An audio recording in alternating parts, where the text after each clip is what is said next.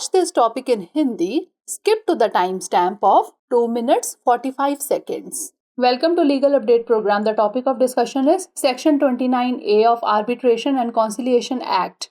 First of all, let's see why is it in the news. Recently, in the Chief Engineer NHPWD Roads versus Messrs. VSC and CJV case, the Supreme Court held that a High Court, which does not have original civil jurisdiction, does not have the power to extend the time limit for passing an arbitral award as per Section 29A of the Arbitration and Conciliation Act 1996. Now moving on to background of the case.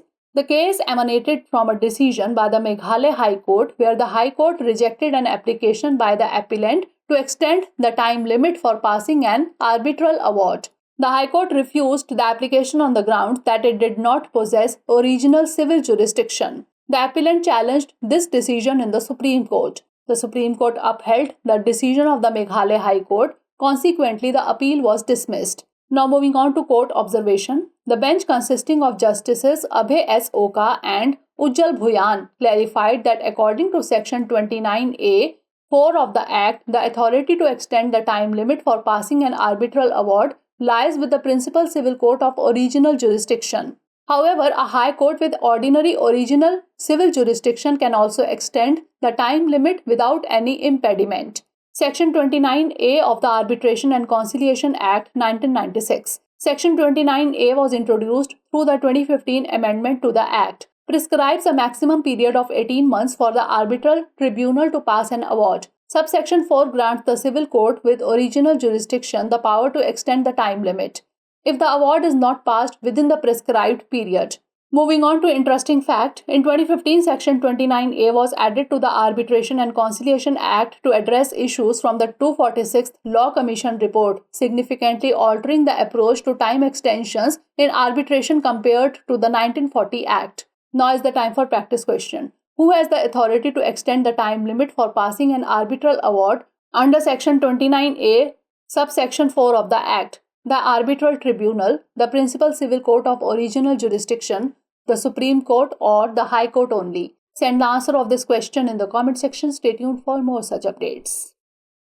Legal update program में आपका स्वागत है। आज का हमारा चर्चा का विषय है मध्यस्थता एवं सुलह अधिनियम की धारा 29A।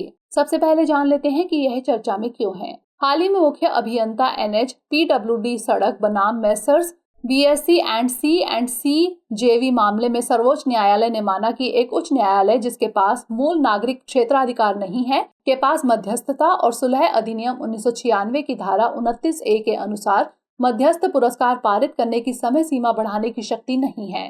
जान लेते हैं मामले की पृष्ठभूमि क्या है। यह मामला मेघालय उच्च न्यायालय के एक निर्णय से उत्पन्न हुआ जिसमें उच्च न्यायालय ने मध्यस्थ निर्णय पारित करने के लिए समय सीमा बढ़ाने के लिए अपीलकर्ता द्वारा दायर आवेदन को खारिज कर दिया। उच्च न्यायालय ने इस आधार पर आवेदन को अस्वीकार कर दिया कि उसके पास मूल नागरिक अधिकार क्षेत्र नहीं है। अपीलकर्ता ने इस निर्णय को सर्वोच्च न्यायालय में चुनौती दी। सर्वोच्च न्यायालय ने मेघालय उच्च न्यायालय के निर्णय को बरकरार रखा। परिणाम स्वरूप अपील खारिज कर दी गई। न्यायालय के अवलोकन की बात करें तो न्यायमूर्ति अभय एस ओका और न्यायमूर्ति उज्जवल भुयान की पीठ ने स्पष्ट किया कि अधिनियम की धारा 29A 4 के अनुसार मध्यस्थता निर्णय पारित करने की समय सीमा बढ़ाने का अधिकार मूल अधिकार क्षेत्र वाले प्रमुख सिविल न्यायालय के पास है। हालांकि साधारण मूल सिविल अधिकार क्षेत्र वाला उच्च न्यायालय भी बिना किसी बाधा के समय सीमा बढ़ा सकता है। मध्यस्थता एवं सुलह अधिनियम 1996 की धारा 29A। धारा 29A को अधिनियम में 2015 के संशोधन के माध्यम से पेश किया गया था। मध्यस्थ न्यायाधिकरण द्वारा निर्णय पारित करने के लिए अधिकतम 18 महीने की अवधि निर्धारित की गई है। उपधारा 4 मूल अधिकार क्षेत्र वाले सिविल न्यायालय को समय सीमा बढ़ाने की शक्ति प्रदान करती है यदि निर्णय निर्धारित अवधि के भीतर पारित नहीं किया जाता है। अंत में नजर डाल लेते हैं इससे जुड़े रोचक तथ्य पर।